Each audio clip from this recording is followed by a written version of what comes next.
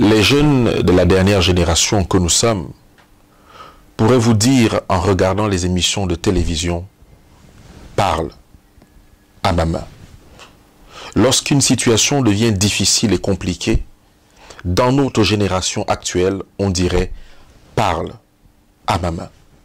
Et ceux qui regardent le spirituel au travers des Saintes Écritures diraient « Nous n'avons pas besoin de te répondre là-dessus ». La fureur des ennemis de la vérité a maintenant l'avantage sur nous. Mais ce ne sera pas toujours le cas. Ce ne sera pas toujours le cas. Il s'élèvera d'entre les peuples un homme sans épée et sans autorité, contre lequel vous ne pourriez rien faire, contre lequel nous ne pourrions rien faire, contre lequel ils ne pourront rien faire. L'époque où Luther devait paraître était encore bien éloignée, mais c'est la voix d'un martyr qui annonce ceci. Mais une voix allait se faire entendre, dont le témoignage contre Rome devait émouvoir les peuples. Témoignage pour l'Église, page 102, le point 1. Mes frères et sœurs, il y a des situations dans lesquelles votre prise de position peut se transformer en orgueil pour les autres. Il y a des situations dans lesquelles votre prise de décision peut se transformer en manque d'humilité pour les autres. Et c'est pour ça que nous avons une réponse biblique à cela. Lorsque les autres ne comprennent pas, et lorsque le peuple ne comprend pas, alors la réponse est celle-ci. Nous n'avons pas besoin de te répondre à ce sujet. Les jugements de Dieu frappent le monde. Des calamités fondent sur le monde en succession rapide. Bientôt Dieu va se lever pour secouer terriblement la terre et punir ses habitants de leurs iniquités. Alors il prendra la défense de son peuple et lui accordera sa protection. Il étendra sur lui son bras éternel pour le garder de tout mal. Voilà pourquoi j'ai dit tout à l'heure que la fureur des ennemis de la vérité a encore maintenant l'avantage sur nous. Mais ce ne sera pas toujours le cas. Mes frères et sœurs, dans Daniel 3, verset 16, il est écrit, verset 16 à 18, il est écrit ceci. Shadrach, Meshach, Abed-Nego répliquèrent au roi Nebuchadnezzar en disant, nous n'avons pas besoin de te répondre là-dessus. Nous n'avons pas besoin de te répondre là-dessus. Si nous revenons un peu en arrière pour comprendre le contexte de cette phrase, il vous suffit de lire Daniel 2, le rêve de Nebuchadnezzar, qui est traduit par Daniel par la grâce de Dieu. Et à la fin de cette traduction, qu'est-ce qui se passe? Daniel, on lui offre la gestion de la province de Babylone. Souvenez-vous, le terme Babylone veut dire confusion. Et c'est à Daniel qu'on offre de gérer la province de Babylone. Et Daniel va faire une demande au roi Nebuchadnezzar en disant « Accorde l'intendance à mes trois compagnons, Shadrach, Meshach et Abed-Nego. » Alors le roi va se fendre d'illusion puisque Dieu vient de révéler à un monarque païen l'avenir du monde, le début et la fin de l'histoire de l'humanité. Et ce monarque va se dire, mince, si on m'a révélé que je suis la tête d'or, alors il faut que je contrôle l'histoire du monde ou alors que je la réécrive à ma manière. Et vous allez voir que l'enjeu de cette réécriture, c'est l'adoration. C'est ainsi que Nebuchadnezzar va donc faire une statue en or, de grande taille, plus que la statue qu'il a vue dans les rêves. Et que va-t-il se passer? Vous connaissez l'histoire, mes frères et sœurs. Nous sommes ici à la vallée de Dura. Il va construire, il va faire ériger ces statues. Il va convoquer les peuples entiers. Vous savez que à ce moment-là, Babylone est devenue la capitale mondiale. Il va donc convoquer toutes les provinces, toute la terre qui est sous sa domination. Et la Bible déclare que la terre était sous la domination de Nebuchadnezzar. Alors, tous les peuples seront là. Non seulement tous les peuples seront là, mes frères et sœurs, mais un peuple en particulier est là-dedans. C'est le peuple juif, puisqu'il vient d'être pris en captivité. Et dans toute cette mouvance, on va leur dire que le principe d'adoration est tout à fait simple. Lorsque vous entendrez le son de la musique, vous devez vous prosterner devant la statue en or. Mes frères et sœurs, vous êtes en captivité à Babylone. Et le peuple de Dieu actuel est en captivité à Babylone.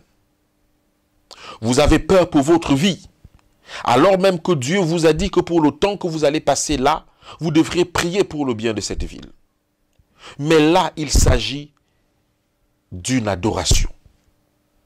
Alors beaucoup de Juifs sont là avec leurs familles, leurs enfants. Pour que Nebuchadnezzar fait tomber la tête de quelqu'un, ça ne coûte rien du tout.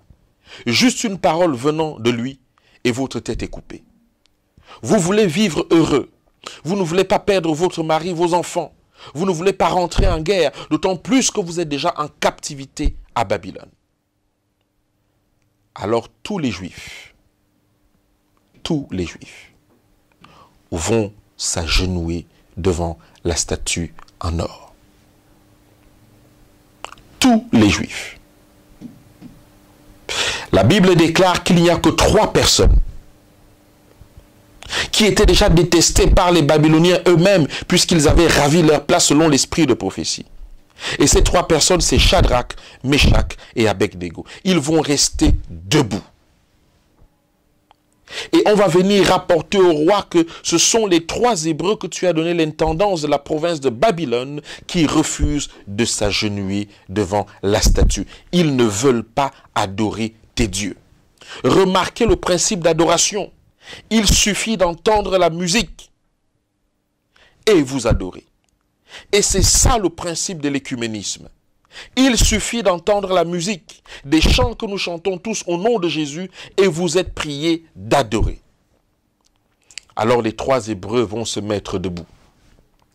Ils vont être appelés près du roi. Et alors le roi va leur dire, tenez-vous prêts maintenant. Si, dès que vous entendez le son de la trompette, alors de la musique, vous allez adorer.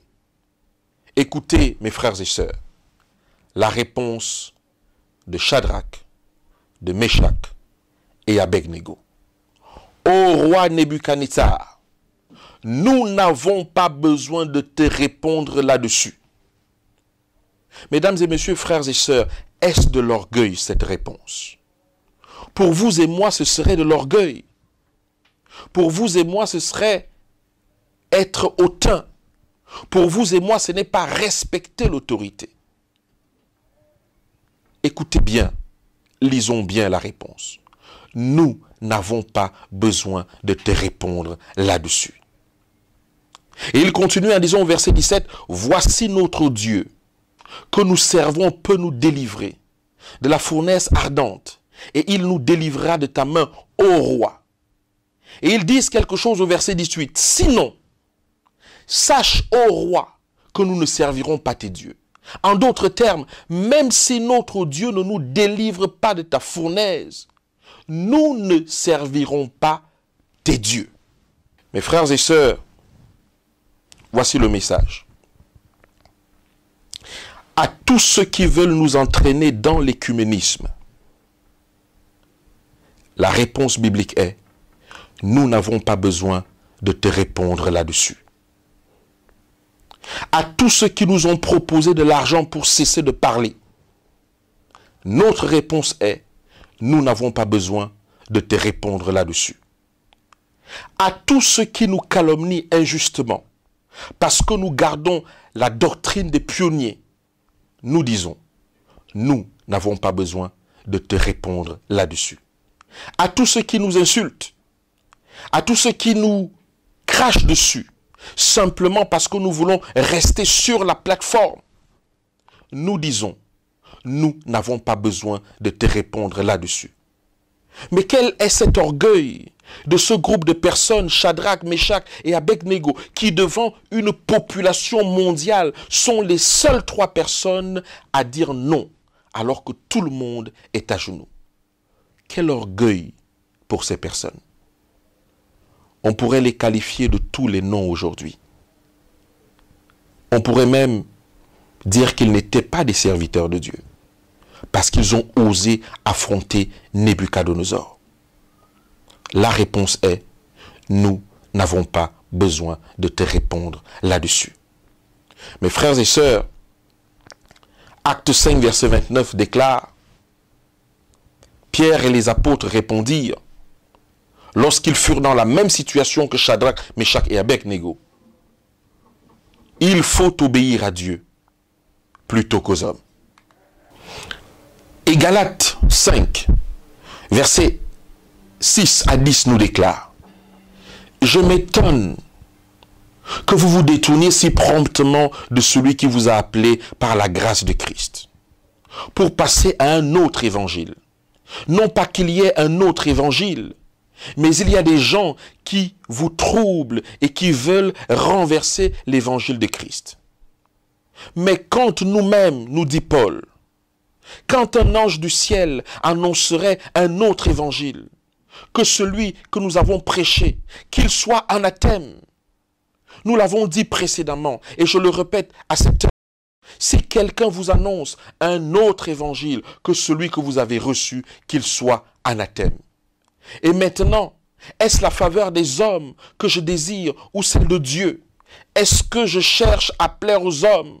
Si je plaisais encore aux hommes, je ne serais pas serviteur de Christ. Mes frères et sœurs, la servante du Seigneur nous a laissé cette grande citation en disant que l'Église ne sera jamais Babylone. Et elle appuie par une autre recommandation essentielle. Elle dit, ne descendez jamais de la plateforme. Restez dans le message de nos pionniers. Restez dans l'Église. Parce que Dieu va bientôt séparer l'ivraie et le bon grain. Et les vrais adventistes resteront. Ceux qui voudront aller dans l'écuménisme seront obligés de sortir. L'esprit de prophétie nous le recommande.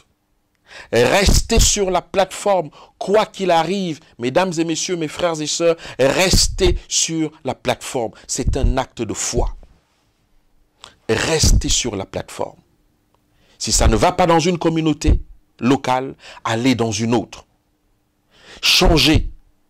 Apportez la bonne nouvelle à vos frères et sœurs.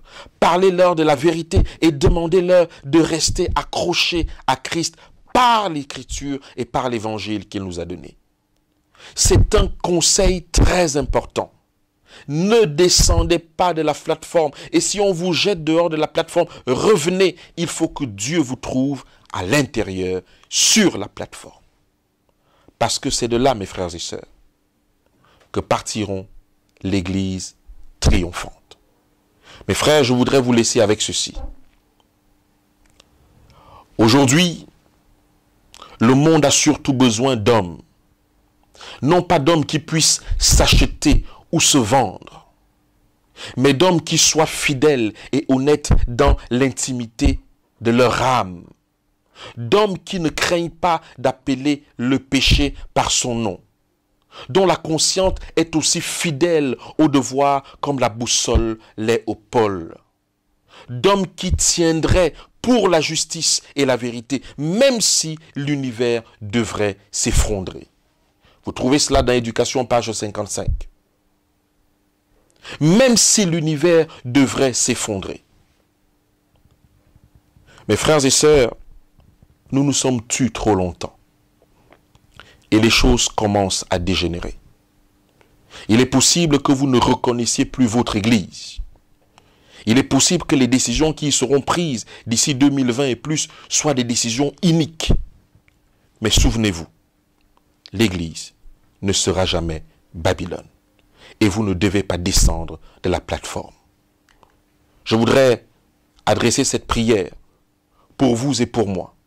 Car lorsque nous sommes dans la souffrance des choses spirituelles, on a l'impression qu'il n'y a pas d'issue. Je voudrais aussi vous dire à la fin de ce moment que après que Shadrach, Meshach et Abednego ont dit que nous n'avons rien à te dire à ce sujet, Nebuchadnezzar s'est énervé et a fait chauffer la fournaise 7 fois plus. Mes frères et sœurs, nous sommes à la fin des temps. C'est Dieu qui décidera de qui restera dans la fournaise et de qui en sortira. Si je dois rester dans la fournaise, je serai resté les armes à la main et j'aurai combattu pour Dieu. Et si je dois sortir de la fournaise, je sortirai encore pour démontrer que la parole de Dieu est vraie et que l'évangile de nos pionniers est certain. Que la paix soit avec vous. Amen. Père éternel, tu connais les conditions dans lesquelles nous sommes. Et les choses sont en train de se rétrécir autour de nous. Et tu nous as dit que ce sera ce que l'œil n'a point vu, l'oreille n'a point entendu. Donne-nous de la vigueur. Donne-nous de croire en tes promesses. Car tu le déclares, lorsque le Fils de l'homme viendrait sur cette terre, trouverait-il encore de la foi? Augmente notre foi, Seigneur. Sanctifie-nous et laisse-nous prêts à écraser avec toi la tête du Léviathan. Envoie-nous des anges protecteurs, des chérubins aux ailes déployées, avec des épées aiguisées, pour nous donner la possibilité de vivre et de prêcher le message. Gloire à toi, Père, pour cela.